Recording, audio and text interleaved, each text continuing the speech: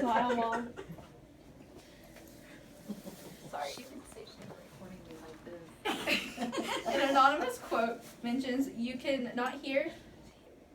may not hear, see, smell it, but I have epilepsy, and no, it is not contagious.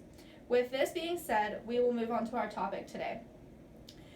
A few things that I will cover is such as definitions of epilepsy, what takes place during a grand mal seizure, the main triggers of a patient that has epilepsy, and the first aid after a seizure takes place. First off, I'll be talking about the definitions.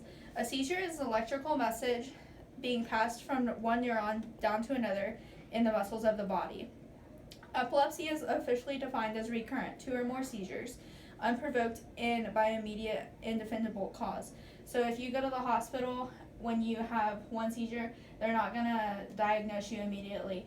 They're basically going to send you home with Advil for your headache and maybe run a few tests. If you have more after that, that's when they're going to advise you to go to a doctor to get tested for epilepsy and run more tests on the brain and everything. A grand mal seizure is known as the tonic-clonic seizure and is more generalized, which includes a tonic phase that is associated with contraction in an axle of the limb muscles. A grand mal seizure is what everybody thinks of as a seizure when they hear the word and they hear that somebody has them, because it's normally the seizure that it's like the larger percentage that people have. William Osler said, medicine is science and uncertainty of art is probability. On this note, he's 100% right due to certain types of medicines only working for certain patients. Next, we will be talking about what takes place during a grand mal seizure. Jerking movements will appear slowly and increase in amplitude. Finally, the clonic movements will cease and the patient will remain limp. Injury is common.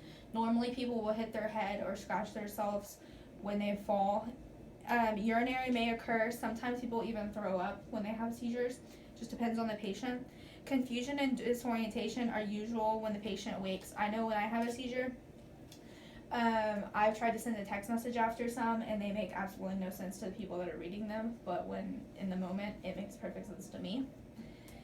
Epilepsy changes people. It sculpts us into someone who understands more deeply, hurts more often, appreciates more quickly, cries more easily, hopes more desperately, lives more openly, and lives more passionately. An anonymous quoter once said, with this being said, from my experience with epilepsy, I can agree to every single one of these aspects of this quote. Epilepsy changes people in the way they live and function in the everyday world. Another note, we will cover a couple of the main triggers for an epilepsy seizure patient. The main triggers for a seizure patient is stress, not getting enough sleep, drugs, alcohol, anxiety, hormonal changes, and bright lights. When some patients go into a haunted house and there's strobe lights or something, that will commonly set off a seizure. Hormonal changes is a big one. That's what doctors told us when I got diagnosed with epilepsy, is that it was most likely brought on for hormonal changes. Sometimes it's brought on by genetics. Stress for like school and work and everything with epilepsy patients, it'll be brought on by that.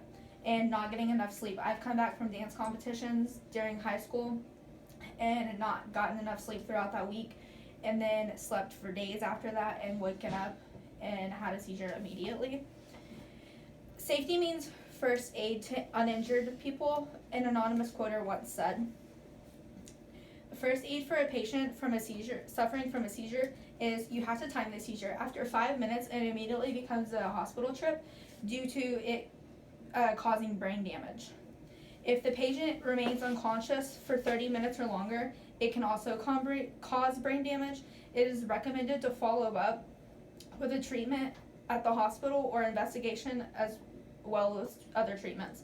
Place a pillow or something under the patient's head so they don't hit their head after they have fallen. Roll the patient on their side in case they throw up so they can't get sick or anything.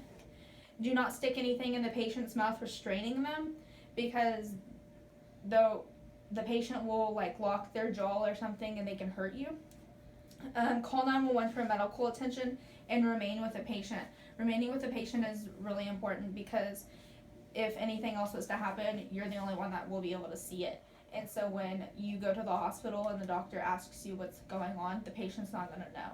When I had my first one, they asked me what my name was, and I did not know what my name was.